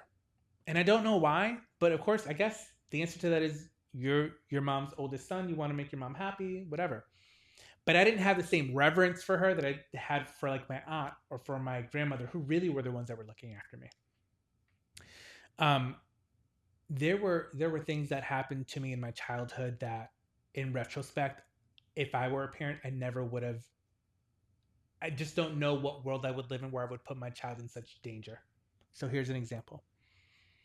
And I know there's family members listening, and if you're triggered by it, and if you don't like what I'm going to say, you don't have to. This is my story. This is just how it is. But I'm always going to speak my truth. My mom would smoke what I believe to be crack. And I only knew that because now I know what the pipes look like. And when did you first notice it? At what age? Probably like 10, 11. But I know it would happen even before. I remember growing up, waking up from a nap, and my mom is smoking weed. So weed like was everywhere. Like if you didn't smoke weed, you were the odd one out. So that was a normal thing for me to see. And at night, it was like you would have your friends over, you'd all smoke weed, you'd all drink, and I would hear it in the sala, in the living room, and I'd be like in bed with like my brothers, like trying to go to sleep, but hearing the conversation. So to me, that was like normal, even though it wasn't, right? And so when I started seeing the paraphernalia hidden in certain places, I didn't know what it was, but I knew something was wrong. I knew that when she would be high, that would be mine and my brother's chances to actually play at night. We would have a game where we would run from one room to another, and she would chase us, high as a kite, jumping on the bed, because she would get paranoid. and she would, if we got caught, we got our asses beat. So the game was don't get your ass beat, right? How stupid is that, right? Yeah. But it was our entertainment. Crazy, but like, Because we didn't have cable. She couldn't afford it. We didn't have like video game systems, and if we did, like I had a Game Boy that I was gifted by my aunt. My mom, in a high fit, like took it and like I don't know if she sold it, but I remember she had to like pry it off of me, along with the ring that I had that was given to me for my 10th birthday. She like pried it off my finger, and the next day was gonna. I remember crying in bed, fighting her, literally fighting my mother at 10 years old, and she's probably 30 at this point, to stop her from giving away my Game Boy and my ring. wow. Those things live in my head to this day. Cause like, and then I start talking about it and I get worked up and I'm like, oh shit, this also happened. This also happened. So now I just thought of something else. There was one day in the wintertime where she put, like, I would sleep in like pajama bottoms and that was it. But these pajama bottoms, we didn't have many. They had holes in them. They were like raggedy as fuck. And they were thin as well. So I put like chanclas on, my sweatpants on with the holes on them, and like a puffy jacket in the wintertime with no shirt. Going outside while she's with these, and I'm fucking freezing. These random guys, and they're talking. I'm thinking to myself, why am I out here? I'm probably like 8, 9, 10 years old. Wow. Wow. The middle of the night while she's doing whatever the fuck she's doing. Jesus. I don't know. This is why I say, like, I don't know how it is that I made it out alive in certain instances, because there's no way there was a lot of opportunities. Of course, for anything to happen. I could have gotten snatched up. I could have gotten hit with a bullet. I could have been in the crossfires. I could have died of frostbite. There's so many fucking things that happened where I'm like, I made it out. My siblings also are still alive and they made it out and they're having good lives. Why? By the grace of God, because I had an aunt that cared enough, because I had a grandmother that cared enough. When unfortunately my mom got sucked up in the drug life and chose that life over everything else. Now, that's not to say that she didn't try to get better. There were moments where she tried. I remember one of the times that I was most proud of her was when she decided to go back to school to get her GED. And I remember on the dresser, there was like a test that she took. I don't know if it was like a history test, but she had an A on it. And I was so proud because I was also getting A's in school. She was smart. My mom is actually very smart and very bright. But there's two things that she can never do. She can never finish school and she can never hold a job down. Every time she'd get a job, she'd get fired because of her mouth or because she was reckless. So I never had good examples of that kind of thing growing up. It was always mom would get high and have her friends over. So her friends and I became familiar. I would see them out in the street and they would be, "What up, Aunt?" Or Lil Benny, even though my little brother's name is Lil Benny. Yep. It was so normal for me to know that I would be going home after school, after I did my homework and after I ate at Wella's house, to go home with mom and the twins. And then it was, she's going to get high and I'm either going to get my ass beat or she's going to accidentally jump on me because she's so fucking paranoid and I'm being woken up at 2 a.m. Or some random guy being there that I don't fucking know and something's going to get stolen or there's going to be some yelling or whatever. This was such a normal part of my day to day that when I realized it wasn't normal, I was already an adult. Yeah. So we talked about holding grudges. Do you see this time period or like your experience with your mother as she was battling with a disease which clearly affected you? Or do you see this as like, this is somebody who should have done more for me? Get into mic a little more because it's a little soft, but say that again. I said, do you see this interaction or this experience you have with your mom as this is an individual who's dealing with a disease, and yes, you went through all these horrible things and her disease didn't impact you? Or do you see this as like, I'm going to hold my mom accountable, she should have done more for me? Like, where are you in I that see spectrum? it both. It's both. And this is why I say, like, my biggest takeaway from the last episode when I listened back was that I realized now that I was watching my mom grow up at the same time that I was. She was 19 when she had me. When I started realizing things were wrong, she was closer to 30. I was closer to 10. As an adult, you recognize there's no playbook for how to be a parent, but you also know right from wrong. A kid doesn't. So why the fuck am I outside with no shirt on with holy sweats when you're high? Yeah. You were being negligent. You should have gone to prison. And at some point she did go to jail, and I didn't see her for a little while. And I didn't even know she went away. I don't know what she went to this day. I don't know what she went away for. So again, part of there's that conversations that we just don't have. And this is why, like, I could give some grace because I know she's dealing with the disease that she can't control. And addiction is a hell of a disease. Yeah. And at the same time, I'm still impacted because we can't, as mother and son or as family members, come together to talk about what happened. Because doing that means you have to confront your demons and admit to wrongdoing, and there's no fucking way that she'd be able to do that. She does not believe in accountability. Here's a recent example of why we don't talk. I have been called every name in the book by almost every person in my family, simply for standing up for myself. I believe firmly what's right is right and what's wrong is wrong. So whenever I see wrongdoings, I'm going to call you out. One thing I will not do, though, is do it on social media. I hate when I do that. Hate when I do that. People do this shit all the time, and I have certain family pull members. Up, please have a conversation with me. I've literally said that. Call me. I see people throwing shit on the internet. I don't do that. I don't do that. No, that says more about you than it says about them. Because they need an audience. Mm-hmm. I don't need an audience because if I got an issue with you, you're going to be the first and only person to know. So whenever there's issues with people and I see my siblings go on social media, immediately, you know where I live? Mm-hmm. You know my phone number. Let's have a conversation. If you want to go on the internet and do your fuck shit on the internet for attention and views, you go ahead and do that. I'm not going to entertain you. Nope. But I will see you. And you better have that same energy because I know you won't. Keep the same energy. And my family members, like my siblings, would say, we don't even like get into arguments with you because you would chump us down with just your words and it makes us feel like shit. Well, then mission accomplished. Correct. I don't have to use my fist to get my point across. Correct. Right? So, I think it was during the pandemic, right? And I think I told you this before. My ex had a lot of mental health issues. And I won't get into the specific story, but there was some medical bills that were involved, and we were financially okay. I was more or less the breadwinner. We were fine, and unbeknownst to me, he made a GoFundMe, and my mother caught wind of it.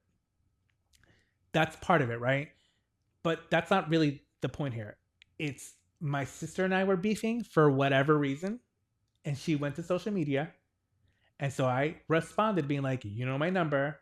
You can call me. Correct. My mom got into the argument on social media and started calling me all types of things. And when she knew that it wasn't going to get to me, she started attacking my ex-husband for putting a GoFundMe out. And I was like, oh. So she knows how to go low.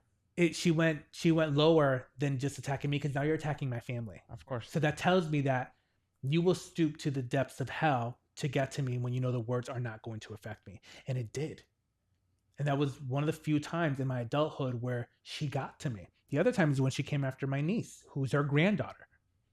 I was like, you can call me whatever you want, but once you start attacking your literal granddaughter, who at that point was probably like mid-teens, you've more than just lost respect for me. I don't need you to take space up in anyone's lives. Yeah. So we talk about holding a grudge. Yeah, I've been holding a grudge onto that forever. But why? It's because I've given her plenty of opportunities to be like, hey, Aunt, let's talk about it. We even scheduled time during Thanksgiving because that would be the next time that would be where we would all be together. And she didn't show up. No call, no text. I would have even driven, because she lives in Chicopee. I would have driven to her and brought her to Hartford to be with the family. But she decided she would be recluse because that's what she does. Rather than confronting the situation and being like, I fucked up, this is what I did. Like, let's talk about ways that we can move forward. She just decided I wasn't going to be bothered. So why am I going to go out of my way to make space for you in my life when you can't be bothered to take accountability for the shit that you've done present day? I'm not even asking for you to take accountability for the shit in the past, because that's in the past. Correct. That's in the distant past. So all the stuff that happened as kids, I don't need her to acknowledge it. I don't even know if she remembers it, but I do, because I wasn't high. And it shaped you. For sure. Here's another example, right? I was in 7th grade and I was I in love French that you have class. like story after story. I'm like how much time do we have on my mom? And 'Cause we it's could go- already an hour and a half, so I want to wrap this up because I don't want this to be a 2-hour No, but I podcast. love that. Um, But I feel all these things because I was like at the edge of my seat trying to like know what are all JP, these I was in stories. 7th grade doing a recitation during my French class, and the teacher called me out and pulled me aside, in the hallway. And she looked at me and asked me, because she also spoke Spanish. So she started in English and then went into Spanish. She goes, "Tu fuma? Do you smoke?" And I was like, "No." Mind you, I'm 11. No, I'm 12 years old at this point. No. He goes, "Are you sure?" I was like, "No." And it didn't dawn on me why. And then afterwards, I'm like, Smell. "I smell like weed." And in that moment, I was like, "Oh, I've become nose blind to it. It's so normal for me." But now when I'm around people that smoke, I'm like, "Do a beta. You smell. You have a weed smell on you." Yeah. And even with my ex, he had a medical card. And so he would smoke, and I'd be like, "You have to do that shit outside." I refuse to go to work, even in a state where it's legal. So it's triggering for you. It's absolutely triggering for me. So when people smoke, I'm like, I give them a little more grace now because it's legal. Correct. But I don't like But the to be smell around still, it's not. anyone that has any ties to any drug. It makes me super fucking uncomfortable because it only takes a few times for you to get hooked on it. So my mom and I have a very fucked up relationship. I would say no relationship. Yeah. But until I don't even know that I want to say that because at this point I don't care. If she came to me today, JP, and sat down and was like, in fact, that'd be a cute episode. If she sat right there and was like, "Let's talk about this," I would unpack it all. And I would end up by saying, "Thank you for your time. And I appreciate you finally spilling the cafecito. But the end result is I don't really need you in my life. I've built all this without you. I don't need that anymore. When I needed you, you weren't there." She doesn't know that I've been diagnosed with an autoimmune condition, unless family members have told her. I'm sure people have told her that I've gotten a divorce. But when I was getting my first divorce and I moved down to New London, she was pissed at me. Why? Because I was moving from Springfield to New London and it was no longer accessible to her. She was then contacting my ex to bring her to appointments, I'm sure for money. And he called me and he was like, "Aunt, our relationship aside, I love your mom because she will always be part of my family, but she's got to stop asking me for things." And I didn't even know that was happening. I was so embarrassed. Wow.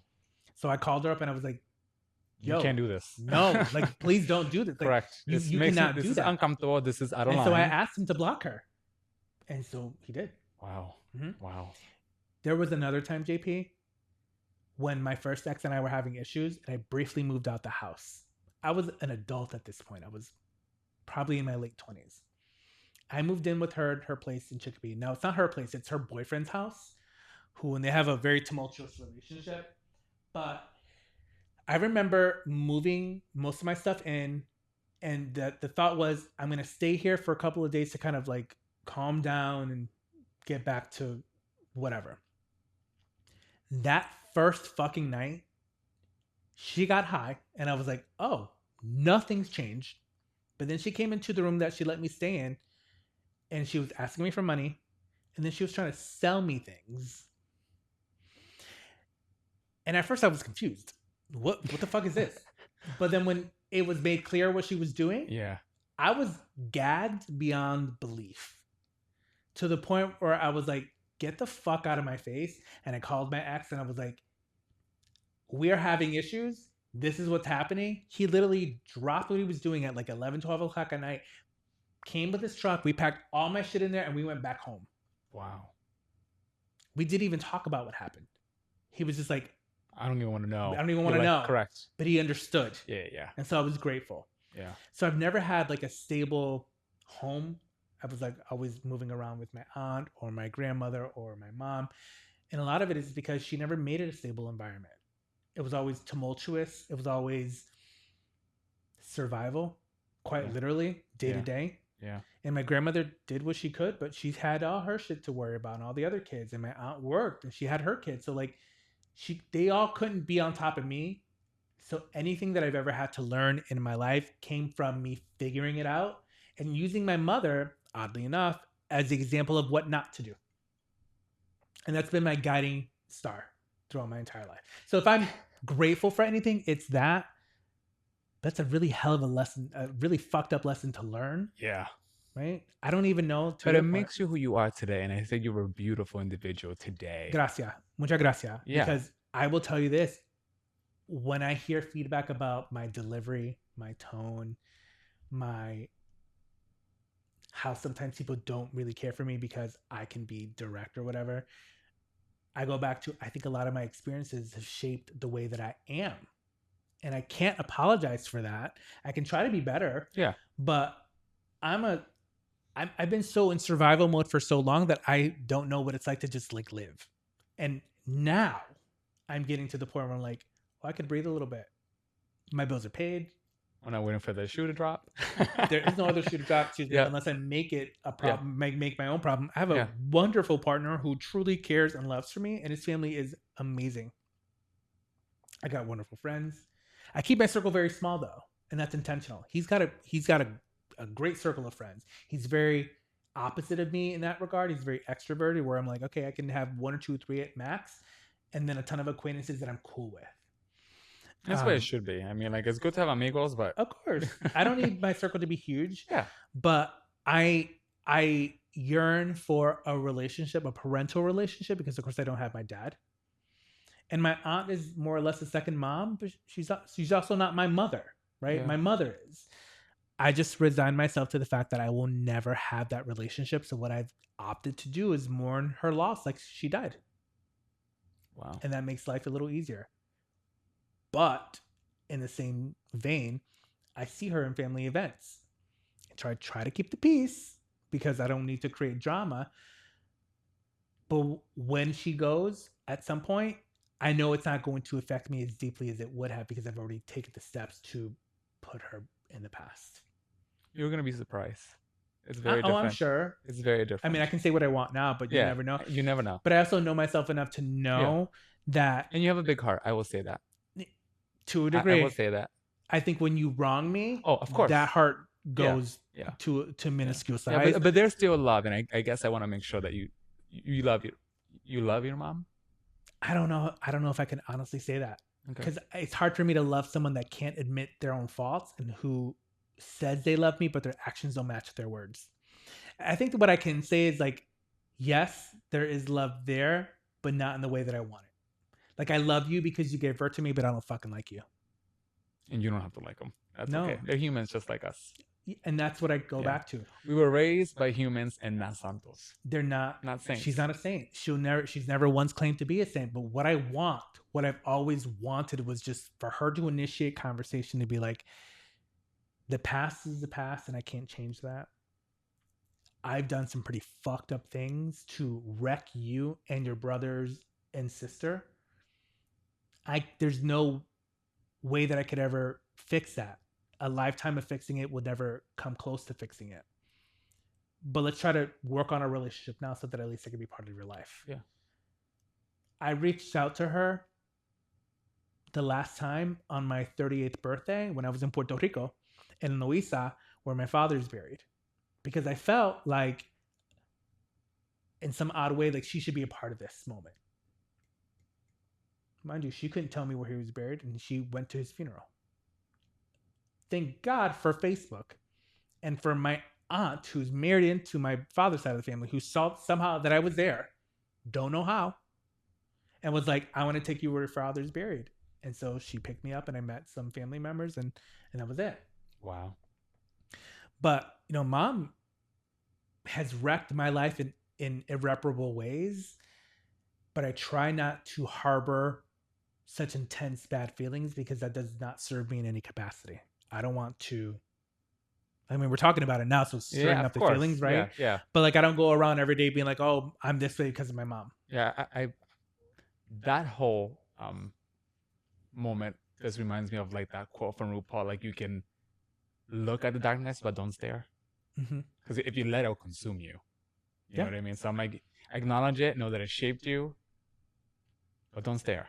No, and that's my whole thing. That's why, like, I'm not gonna go out of my way to try to make amends and it needs to be when I'm ready. Like I will say, she's tried like maybe 2 or 3 times to be like, "Hey, can we talk?" Yeah, but you both have And to I be wasn't open. ready Yeah, you both have to be open because and it was ready. so new. Yeah. But I feel like she's now maybe a little bit afraid to approach. Yeah. But I'm also like kind of past the point of that. Yeah. Maybe in the future I'll feel differently. But she's never really prioritized me. Like she's prioritized the twins, who, from my perspective, have always been the clear favorites. Yeah. She will always post on my birthday on her wall. And I know this because other family members show me the pictures that she'll post. Oh, you don't have it on any social media? No, I don't. She's blocked everywhere. Got it. Because like I said, if you attack my family, that means if I ever have kids or if Colin and I ever get married, like you will attack him. And there's just no way that I'm allowing she's that. willing to go as low as. Mm-hmm. And you know me. Yeah. Sometimes, and this is where I fall. I will hold on to that grudge, and I will try my best to break you down. This is a quality that she has. So in many ways, I'm like her. When we start to butt heads, we are the same person, and that's a quality of me that I don't want to accept. So I would rather just be like, you stay over there, you keep your peace. As long as you don't bring your fuck shit over here, I'm good. I don't need you. I haven't needed you in a while. You've proven to me that you can't be reliable. So for all intents and purposes, exist in the periphery of my life. You can see that I'm clearly doing well. And that's your karma. You chose this life. Yeah. It wrecked you and you couldn't fix it, but you inevitably chose, not inevitably, you chose that, and it has fucked us all up. But I have done the best that I can to turn shit to gold. And I'm proud of myself for that. Yeah, you should. You should. And thank you for just being vulnerable and sharing all those stories, because I maybe have heard 1 or 2 of those stories, and you're like, how much time do we have in this podcast so we can just do an episode just on my mother? I'm only scratching the surface, by the way. I'm sure. And I think only scratching the surface. In terms of my mother, like I feel like most of our issues started in my adulthood, which is why I purposely left it out, because I feel like I wanted to just cover our childhood and our interactions. Yeah. But I'm sure we'll get another episode. Yeah, mommy issues is not the only time we'll talk about this. Correct. No, we'll revisit it, but I just want to make sure to give you time to also. I appreciate that. Talk about yourself, and let's try to end like a lighter note as we spilled our final. Yeah, there's 2 things I want to say, right? Because we spilled a lot of cafecitos, and I'm sure that it's heavy, and you guys have learned a lot. Here's the thing I want you all to take away from this: JP has now stepped into a steel era with the gray hair on his head. So let's let that sink in from falsehoods, fallacies, falsehoods, fairy tales. Yes, all of it. Forever 12. So he's getting older, inevitably so, like the rest of us. You just have aging to accept like motherfucking wine. Like motherfucking wine. Cheers, bitch. As I hit our mic. Cheers. But also, like, why is Kylie Minogue a thing? She's always a thing. Can't get you out of my head. Her single. Come on. She's been a thing longer than Mariah Carey, actually. Because she started. I watched her Netflix documentary, which is why I love this woman even more. Because like I follow her music. Is that you said Netflix? But now in Netflix, I gotta watch it. Okay. You have to watch it, because when I tell you, someone with a beautiful heart through like hardships and failures and being the underdog and not people believing in her as an actress and a musician. She's Australian? She's Australian, yes. Okay. And the in-betweens and her way she carried herself and the way she moved in life. Yeah. With purpose, and the way she reflects on her own stories and her losses and what she's gained, and just a beautiful. And I'm like, this is why I love this singer, not just because of the music that I listen, but I'm like, I just love her. Like, let's just try it, spirit. Okay. Which is very much me. I'm like, I'm gonna try it. She strikes me as the kind of person that believes in herself. Yeah. And so she's gonna bet on herself regardless. Yeah, because the media in the UK were demolishing her. Horrible. I mean, like the media here is bad in the UK, and even like, we're girl. Oh, watch it. Okay. Everyone watch Kylie. I have Can't to get you out of my head. Can't get you out of my head. I can. I think it's very easy when Mariah exists. That being said, Daydream 30 is out. Make sure you watch not the promo. Listen to Daydream, because it is promo. That girl when it comes to Mariah's albums. 35 million plus sold worldwide. But yeah, do you have any parting thoughts before we leave? Yes, follow our podcast. Oh my God, yeah. Follow our podcast at the Spill The Cafecito podcast. And that's Did I on get that right? Threads and on Instagram. It's Spill the Cafecito podcast on TikTok, and on YouTube it's the Spill the Cafecito podcast. So we're everywhere podcasts Yeah. are being streamed. Just make sure you follow us, and if you've got any commentary, leave it in the comments below. If you want to hear more, we'd love the feedback. Correct. Be Any constructive. ideas of new topics? Yeah, for We're sure. more open to it as well. But I think this is. I can't believe we're already in the second This episode. is crazy. This is is episode number 2. This is. Thank you for spilling the cafecito today. I know. Episode 2. We'll talk to you guys soon. Bye. Bye, y'all.